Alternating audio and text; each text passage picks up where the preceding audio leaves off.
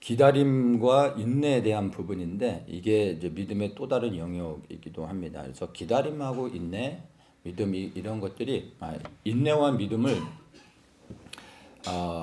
각각의 어떤 그 독특한 의미들과 메시지들이 있는데 이거를 너무 이렇게 내로다운해서 너무 이렇게 깊이 생각하기보다는 오늘은 인내 그 믿음 안에서 인내와 기다림이 포함되어 있는 좀 이렇게 큰 그림들을 우리가 좀 잠깐 좀 나누려고 합니다. 그래서 너무 깊이 생각하기보다는 믿음의 영역 안에서 그 범주 안에서 기다림과 인내에 대한 부분들을 조금 이렇게 한번 새롭게 좀 생각해 보면 좋겠습니다. 우리가 아브라함 하면은 믿음 그리고 순종, 믿음의 조상 이렇게 이제 얘기를 하죠. 히브리서 11장 8절에 보면 믿음으로 아브라함은 부르심을 받았을 때 순종하여 장래 기업으로 받을 땅에 나아갈새 갈 바를 알지 못하고 나갔으며 이렇게 얘기합니다.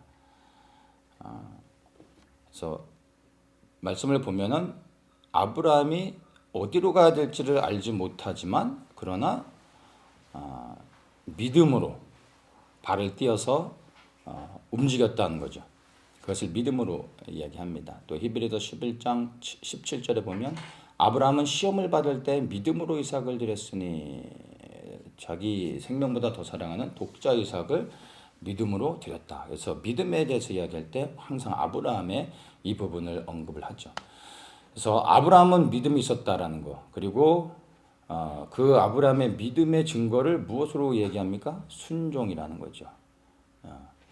그래서 어디로 가야 될지 모르지만 약속을 붙잡았고 그 약속을 따라 발을 내딛어서 본토 친척 아비 집을 떠나 갔습니다. 이게 이제 명령에 하나님의 말씀에 순종하는 아브라함의 모습이었고 또 독자 이삭을 바치는 것. 내 생명을 드리는 것보다 더 어려웠던 아브라함에게 있어서는 이 이삭을 드리는 것은 정말 온전한 순종이 되어졌던 겁니다. 그래서 이 아브라함의 믿음을 우리가 항상 이야기할 때 가라 했을 때 가는 거 그리고 바치라 했을 때 바치는 이런 말씀에 순종하는 건데 이 순종을 보면 굉장히 능동적인 순종입니다. 액션이 있는 순종이죠.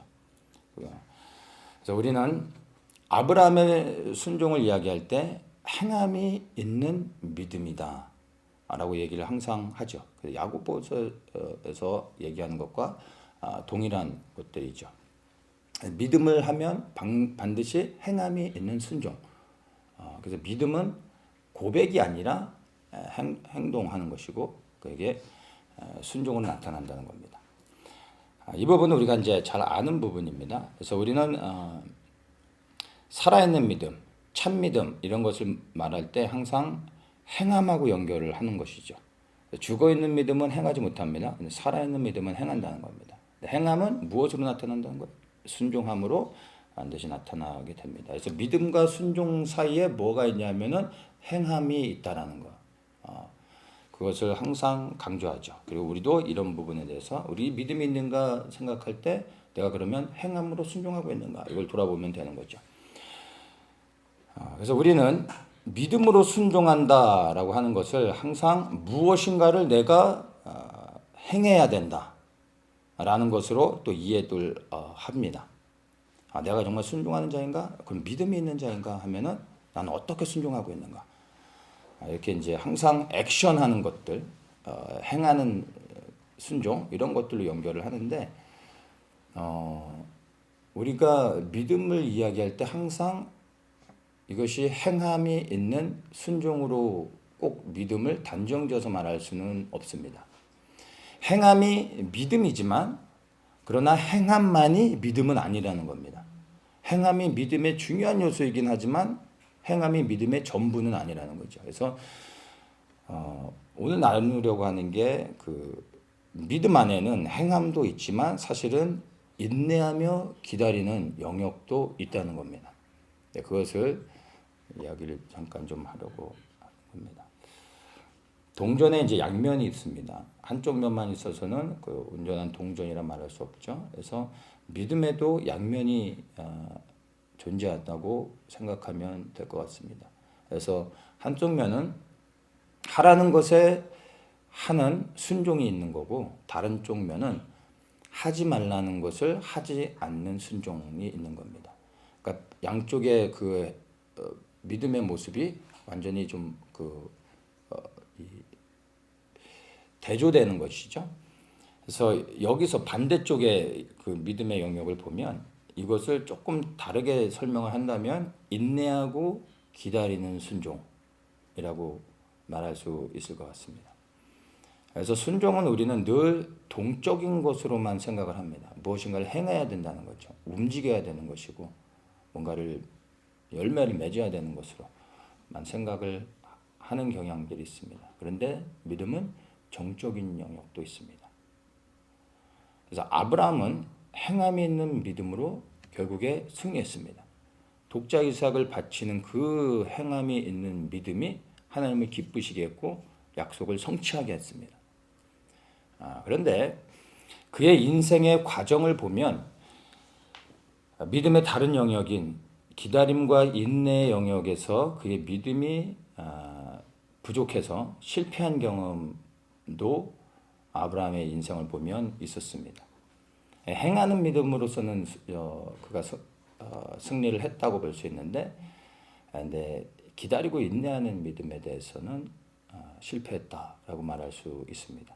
과정 가운데서 뭐냐면은 가라라는 하나님의 말씀에 순종해 떠났습니다. 그리고 바치라라는 하나님의 말씀에 순종하여 독자 이삭을 바쳤습니다. 그래서 동적입니다. 행하는 믿음은 그가 정말 하나님을 기쁘시겠습니다. 그런데 약속을 믿고 하나님의 약속을 믿고 기다리는 부분에 대해서는 그가 실패했었던 경험이 있죠. 하나님께서 분명히 약속해 주셨고 그를 통하여 그 씨를 복을 주시고 그리고 그 아브라함의 후손을 통하여 열방을 축복한다고 분명하게 말씀해 주셨으면 아브라함은 자녀가 없어도 하나님의 약속을 믿고 기다렸어야 되는 거예요. 그런데 하갈을 통해서 이스마엘을 낳죠. 그게 기다리지 못한 불순종이었던 겁니다. 그 결과 하나님이 예정하신 약속의 자녀 이삭이 이스마엘에게 괴롭힘을 당하는 일이 있고, 그리고 이제 민족적으로 지금까지도 계속해서 갈등이 있습니다. 또한 다른 이제 예를 좀 보면은 좀 더 큰 사건이 있는데, 사울 왕이 블레셋과의 전쟁을 앞두고 사울이 와서 제사를 드리기를 기다리고 있는데 전쟁은 임박했는데, 그래서 이 블레셋 군사는 어마어마하게 모여들고 있는데 약속한 이제 사무엘은 오지 않고 있었어요. 그래서 이스라엘 군사들이 너무 두려워서 하나둘씩 다 타령하며 도망가기 시작합니다. 그래서 사울이 너무나 다급한 나머지 끝까지 사무엘을 기다리지 못하고 자기가 제사를 직접 드려버립니다. 제사가 다 끝나고 났더니 이제 사무엘이 도착을 하죠. 그래서 하나님 앞에 사울이 버림을 받게 됩니다. 우리는 흔히 사울이 하나님께 버림받은 게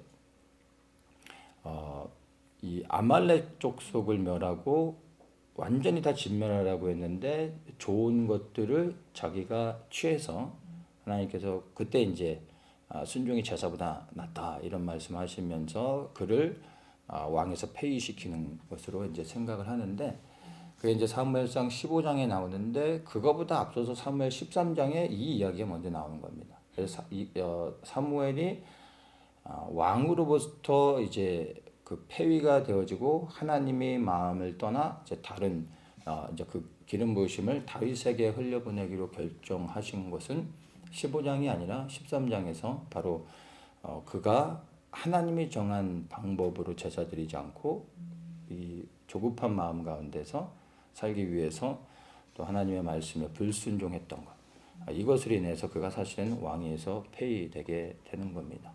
그가 끝까지 하나님을 신뢰하며 기다리지 못했던 범죄가 결국엔 하나님을 그를 왕으로 세우셨지만 그를 버리실 수밖에 없었던 원인이 됐던 겁니다. 끝까지 기다리지 못하면요, 하나님이 세우셨는데 하나님이 버리실 수도 있다는 겁니다.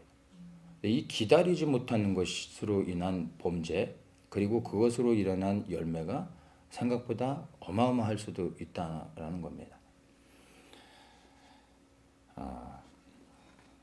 우리는 믿음하면 그래서 순종하는 것, 그리고 뭔가 행동하는 것, 이런 것으로 우리가 공식화하는 경향들이 많이 있는데, 말씀을 드린 것처럼 그것만이 있는 것은 아닙니다. 그래서 우리는 항상 믿음의 영역하면 뭔가를 행해야 된다라는 것들을 생각하기 때문에 의외로 믿음으로 행하여 순종하는 것들은 생각보다 잘합니다. 그런데 반면에 기다리는 부분에 대해서는 생각보다 많은 사람들이 실패합니다. 그러니까 각 사람이 행하는 영역과 인내하며 기다리는 영역을 보면 무엇이 취약하냐면 인내하는 것에 취약하다는 거예요. 대부분의 사람들이 뭔가 주님을 위해서 내가 능동적으로 뭔가를 액션을 취해서 행하는 것에 대해서는 사람들이 보다 더 적극적입니다. 그런데 하나님을 위하여 또는 하나님을 신뢰함으로 잠잠히 기다리는 부분들, 이 부분은 대부분이 실패를 한다는 겁니다. 이 부분에 대해서는 또 많은 경우 믿음의 영역으로 다루지 않고 언급하지 않기 때문에 많은 사람들이 사실은 간과함에 넘어지게 됩니다.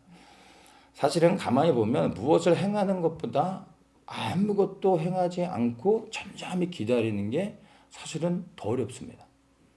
우리가 차를 운전하고 가다가도 트래픽이 있어서 길이 막 막힐 때 똑같은 시간이 걸려 목적지에 도착한다 하더라도 이 트래픽으로 인하여 가다서다 답답하게 가는 것보다 똑같은 시간이 걸린다면 기왕이면 멀리 다른 길로 돌아가더라도 계속 달릴 수 있으면 대부분의 사람들은 돌아갑니다. 가만히 서서 기다리는 것을 힘들어합니다. 무언가를 끊임없이 한다는 것은 쉬운 것은 아닙니다. 그렇죠? 힘이 들죠. 그런데 아무것도 하지 않고 가만히 있어 보세요. 미쳐버리는 겁니다. 힘든 것보다 더 어렵습니다. 그래서 무엇을 하는 것보다 하지 않고 인내하며 기다린다는 거, 이게 결코 쉽지 않습니다. 아니, 어려운 겁니다. 그래서 주님께 순종해서 무엇인가를 하는 것도 정말 중요한 영역이지만 그것이 필요 없다는 게 아닙니다. 그런데 주님의 일을 행함에 있어 때로는 우리가 인내하고 기다리는 시간도 있어야 된다는 거예요. 이걸 통해 순종의 열매를 맺게 되는 겁니다. 이 순종의 열매를 맺기 위해서 필수적으로 통과해야 되는 과정이 인내라는 겁니다. 그래서 이 인내와 기다림을 믿음의 영역에서 결코 띄어서 분리를 해서는 안 됩니다. 베드로후서 1장 5절에서 7절을 보면 이러므로 너희가 더욱 힘써 너희 믿음의 덕의 지식을, 지식의 절제를, 절제의 인내를, 인내의 경건을, 경건의 형제 우애를, 형제 우애의 사랑을 공급하라. 믿음으로 시작해서 무엇으로 끝납니까? 사랑으로 끝나는 거예요. 근데 이게 맞는 거거든요. 우리는 믿음으로 시작을 합니다. 모든 그리스도인들은 믿음으로 새로운 인생을 시작하는 거죠. 주 예수 그리스도에 대한 믿음으로 시작합니다. 근데 이 믿음의 완성이 무엇입니까? 사랑인 거예요. 사랑. 예. 그리스도를 믿는 믿음으로 우리의 신앙의 여정은 출발합니다. 근데 이 믿음의 결과 무엇으로 완성합니까? 그리스도를 향한 사랑으로 완성하는 겁니다. 이 믿음이 사랑으로 바뀌어지지 않으면 우리의 믿음은 끝까지 갈 수 없는 겁니다.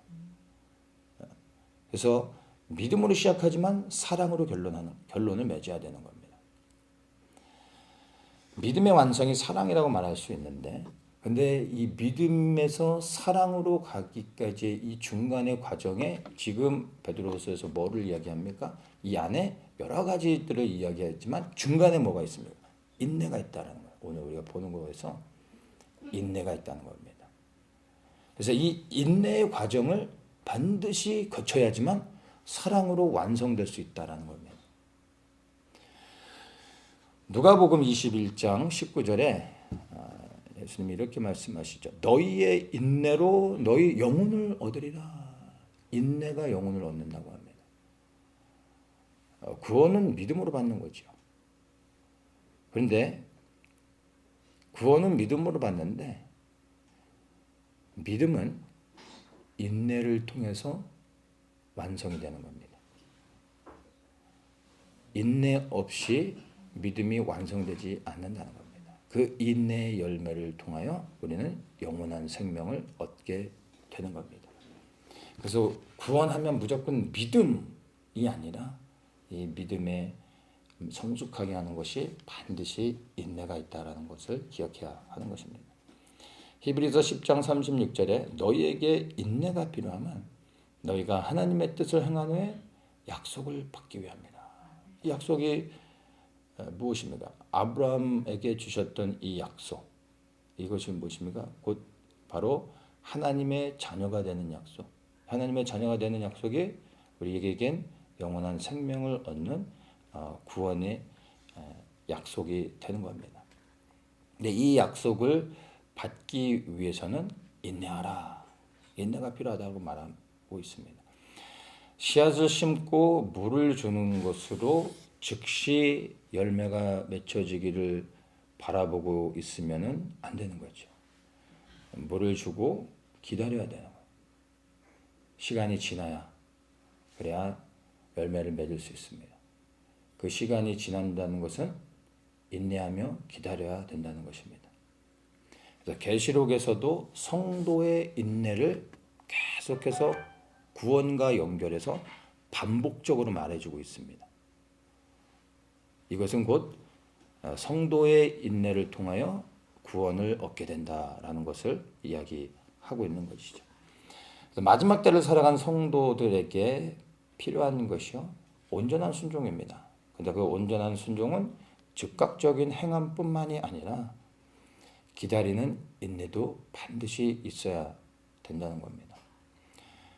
행하는 순종은 믿음의 영역인데 기다리는 인내는 사실 신뢰의 영역입니다. 모든 그리스도인들이 예수님을 믿습니다. 그러나 모든 그리스도인들이 주님을 온전히 신뢰하지는 않습니다. 믿음과 신뢰는 사실은 구분되어지는 거고 다른 영역입니다. 예수 그리스도를 믿지만 그러나 예수 그리스도를 온전히 신뢰하지 않으면 끝까지 우리 믿음을 견고히 지킬 수 없는 겁니다. 그래서 믿음이 반드시 자라야 되고 깊어져야 되는 겁니다. 그런데 믿음이 자라고 깊어진다는 것은 자라는 만큼 깊어지는 만큼 주님을 향한 신뢰가 쌓여진다는 겁니다. 그래서 믿음과 신뢰를 같은 의미로도 볼 수 있지만 그냥 믿음으로만 이야기하면은 그냥 입술의 고백으로만 생각하는 경우들이 많기 때문에 믿음과 신뢰 영역을 구분해서 이해하면서 그 신뢰는 인내하는 부분들이 있다는 것을 조금 더 생각해 보면 믿음을 조금 더 다르게 바라보며 우리의 믿음을 우리가 한번 테스트해 볼 수 있게 되는 겁니다. 그래서 나는 주님을 믿는가 이런 고민도 하고 질문도 던져야 되겠지만 그래야 나는 주님을 온전히 신뢰하고 있는가 이 부분도 한번 질문을 던져볼 필요가 있습니다. 나의 믿음은 잘하고 있는가? 그래서 신뢰가 생기고 그 신뢰로 인하여 믿음의 열매를 맺고 있는가? 이렇게 한번 생각해 봐야 됩니다. 그래서 나는 지금 즉각적인 행함으로 순종을 해야 될 때인가? 아니면 나는 신뢰함으로 기다리며 인내해야 될 때인가? 여러분 스스로에게 한번 질문해 볼 수 있습니다. 어떤 사람에게는 하나님께서 행하는 믿음을 그래야 순종하는 것을 요구하실 수도 있습니다. 근데 어떤 사람에게는 주님을 신뢰함으로 믿고 인내하고 기다리며 주님만을 바라보고 잠잠히 머물러 있는 것을 원하실 수도 있다는 겁니다. 나에게 지금 주님은 무엇을 원하고 계신가? 나는 지금 어떠한 믿음으로 주님 앞에 반응해야 되는가? 이것들을 여러분 스스로가 한번 생각해 보며 적용하면 좋겠습니다. 그래서 행함과 인내로 마지막 우리가 맺어야 될 영혼의 구원, 그 열매를 맺는 삶을 사시기를 예수님의 이름으로 축복합니다. 아멘. 오늘 이 시간에 우리가 믿음의 또 다른 영역, 우리가 인내를 살펴보았습니다. 주님, 행하는 믿음이 우리에게 있기를 원합니다. 더불어 또한 우리가 주님을 신뢰하기에 잠잠히 주님만을 바라보며 기다릴 수 있는 우리의 믿음도 견고히 세워지게 하여 주시고, 지금 내가 행해야 되는가 아니면 머물러 잠잠히 주님을 바라보며 기다려야 되는가 알게 하여 주시고, 온전한 순종을 통하여 주님께 영광되게 하시고 우리의 마지막 열매 영혼의 구원을 얻는 저희들 되게 하시옵소서. 예수님의 이름으로 기도합니다. 아멘.